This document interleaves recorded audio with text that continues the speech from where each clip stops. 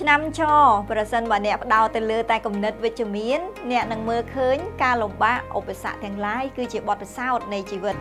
ប៉ុន្តែប្រសិនបើលោកអ្នកមានគំនិតពោពេញទៅដោយភាពអវិជ្ជមានអ្នកនឹងមានសម្ពាធនិងបន្សល់ទុកនឹងការចងចាំមិនល្អជាច្រើន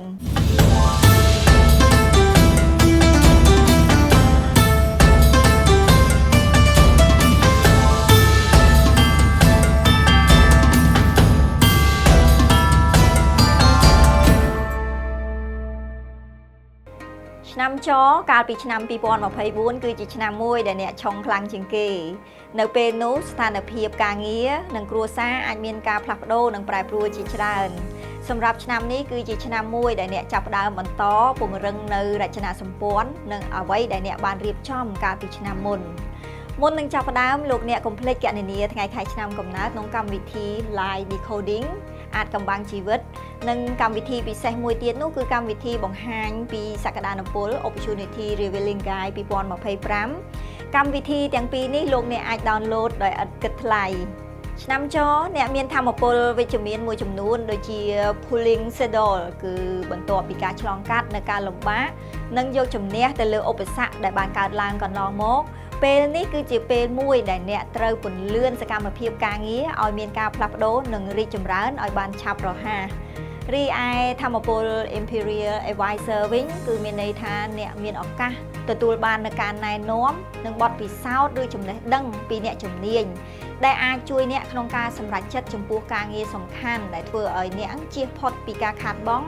និងចំណេញពេលវេលារីឯធម្មពល Manly Virtue គឺអ្នកមានសមត្ថភាពក្នុងការដោះស្រាយនៅបញ្ហារបស់អ្នកដទៃម្យ៉ាងទៀតនៅពេលដែលអ្នកមានធម្មពលនេះគឺអ្នកគួរតែចូលរួមសកម្មភាពសប្បុរសធម៌ឲ្យបានកាន់តែច្រើនព្រោះថានៅក្នុងហុងស៊ុយមានតែការផ្ដល់ឲ្យនោះទេដែលធ្វើឲ្យអ្នកអាចជំរះនៅធម្មពលដែលមិនល្អចេញនិងទទួលបានមកវិញនៅសុភមង្គលឯធម្មពលពិសេសចុងក្រោយនោះគឺ Red Matchmaker គឺអ្នកទទួលបាននៅការចាប់អារម្មណ៍និងការស្រឡាញ់ចូលចិត្តឆ្នាំនេះគឺជាពេលវេលាល្អមួយដែលអ្នកគួរតែចូលរួមនៅក្នុងកម្មវិធីជួបជុំឬជប់លៀងផ្សេងៗដើម្បីបង្កើនទំនាក់ទំនងក្នុងបណ្ដាញធុរកិច្ចឬរឹតចំណងទំនាក់ទំនងជាមួយអតិថិជនជាដើមជាពិសេសធម្មពល Red Matchmaker នេះគឺសម្រាប់អ្នកនៅលីវគឺអាចជួបនឹងមនុស្សដែលមានចិត្តដូចគ្នាហើយអាចកសាងទំនាក់ទំនងស្នេហាយូរអង្វែងហើយឆ្នាំចអ្នកក៏មានធម្មពលអវិជ្ជមានមួយចំនួនផងដែរដូចជា Death Charm អ្នកអាចមានភាពភ្លេចភ្លាំងច្រើនហើយមានការធ្វេសប្រហែសចំពោះបញ្ហាសុខភាពផ្ទាល់ខ្លួនអ្នកគួរតែជួបគ្រូពេទ្យពិនិត្យសុខភាពជាប្រចាំនិងមានលំហាត់ប្រាណហើយមានវិន័យក្នុងការទទួលទានរបបអាហារឲ្យបានត្រឹមត្រូវហើយជាពិសេសទៅទៀតនោះកុំភ្លេចធ្វើការសមាធិផងដែរព្រោះថាការថែទាំសុខភាពផ្លូវកាយមិនគ្រប់គ្រាន់នោះទេសុខភាពផ្លូវចិត្តក៏មានសារៈសំខាន់ដូចគ្នាដែរដែលយើងមិនគួរមើលរំលងព្រោះសុខភាពផ្លូវកាយនិងផ្លូវចិត្តនេះមានផលប៉ះពាល់ទៅលើគ្នាទៅវិញទៅមកចំពោះធម្មពល Flying Blade គឺពាក់ព័ន្ធទៅនឹងចំនួនមានមនុស្សនិយាយបរិហាគេអញ្ចឹងអ្នកកុំរវល់តបតនិងចូលរួមជាមួយពួកគេឲ្យសោះរីឯធម្មពល Cascading Cloud វិញគឺសូមអ្នកប្រយ័ត្នប្រយែងចំពោះភាពចំណែនការយល់ច្រឡំឬក៏អំពើសងសឹកណាមួយដែលអាចកើតមានឡើងដូច្នេះអ្នកគួរតែដោះស្រាយបញ្ហាដោយបើកចំហកុំទុកនៅក្នុងចិត្ត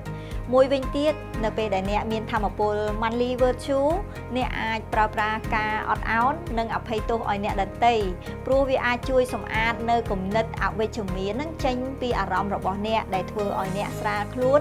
និងមានប្រសិទ្ធភាពខ្ពស់នៅក្នុងការងារចំពោះធម្មពល less consumer វិញគឺពាក់ព័ន្ធទៅនឹងការចំណាយជាទូទៅធម្មពលនេះមកជាប់ជាមួយនឹងឆ្នាំដែលទើបតែឆ្លងកាត់ឆ្នាំឆុងរួចរាល់ហើយមានន័យថាឆ្នាំចកាលពីឆ្នាំ2024គឺអ្នកមានឆ្នាំឆុងដូច្នេះធម្មពលនេះធ្វើឲ្យអ្នកមានការចំណាយយ៉ាងច្រើនហើយបន្ទាប់ពីឆ្លងកាត់ឆ្នាំឆុងមកចូលមកដល់ក្នុងឆ្នាំ2025នេះគឺអ្នកនៅមានបញ្ហាតាក់ទងនឹងការចំណាយដូចគ្នាដែរក៏ប៉ុន្តែមិនចំណាយច្រើនដោយកាលពីឆ្នាំឆុងនោះទេ